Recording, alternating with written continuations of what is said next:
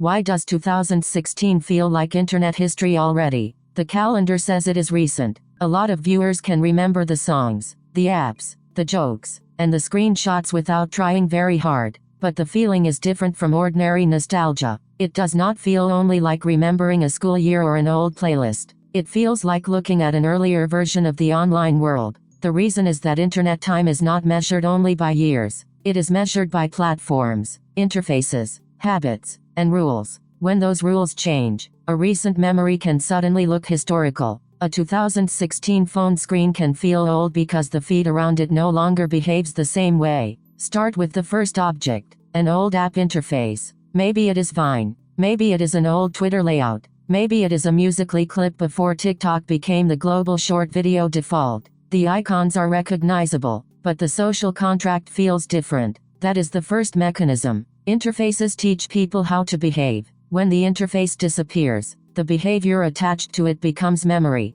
Vine is useful because it shows the pattern in a small container. The 6-second loop forced creators to compress a scene, a face, a setup, and a punchline into almost nothing. It rewarded timing. It rewarded replay. It made the limit part of the joke. When Vine shut down, the platform died, but the grammar did not. Short video culture carried parts of it forward. That is why 2016 nostalgia is not only about missing one app, it is about recognizing a training ground. Creators learned to hook instantly, make a moment quotable, and treat an ordinary room as a stage. Those habits moved into YouTube, TikTok, Instagram, streaming, and almost every feed that now asks a video to win attention in the first second. There is a second mechanism. Dead platforms freeze faster than living media. An old movie can still be watched as a movie. An old song can still play as a song. But an old platform is harder to revisit as a platform. You may find clips, screenshots, archives, and compilations, but you cannot fully restore the same feed, same comments, same discovery path,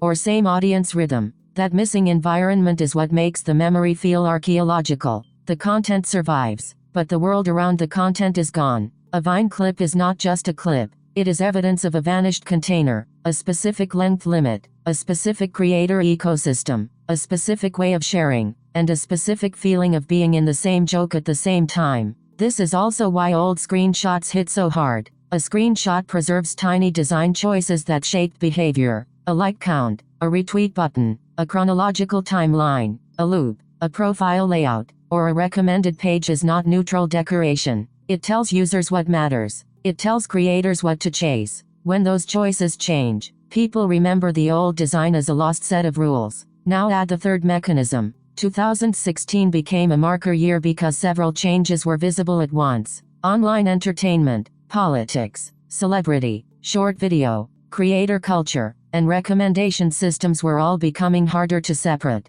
People did not only go online to watch a clip, they went online to understand everyone else's reaction. That matters because nostalgia often hides the stressful parts. It is easy to remember the jokes and forget harassment, misinformation, algorithm anxiety, burnout, and the pressure to be visible. A good history lens does not turn 2016 into a perfect golden age. It asks what the year helps us see about the system that followed. One thing it helps us see is the shift from posting to performing. A bedroom, hallway, car seat, cafeteria, or school bathroom could become a stage. The equipment was ordinary, a phone, a front camera, a few seconds of attention, but the habit was powerful. Everyday life became feed material, and feed material became identity. Another thing it helps us see is creator migration. When a platform changes or dies, creators do not all vanish. Some carry audiences somewhere else. Some lose the distribution system that made them visible. Some become musicians, actors, streamers, YouTubers, or TikTok personalities. The platform breaks, but the people and formats scatter into the next system.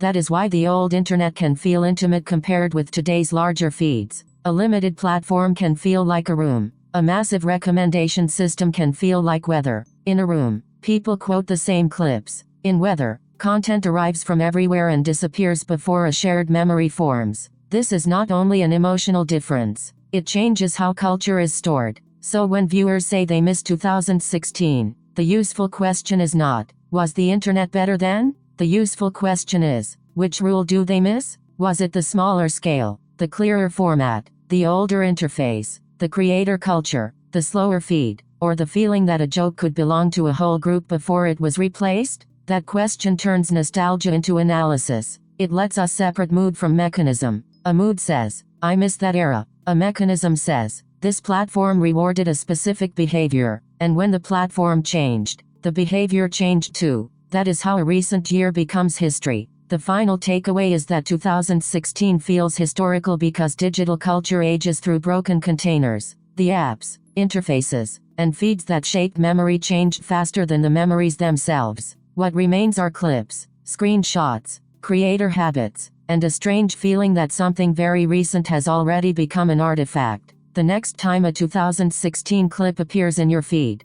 do not only ask whether the old internet was better, ask what the clip is preserving. Is it an interface, a limit, a joke structure, a creator path, or a social rule that no longer works the same way? That is where internet nostalgia becomes internet history. If this helped the trend make sense, please like the video and subscribe for fast, no fluff explainers. I'll see you in the next one.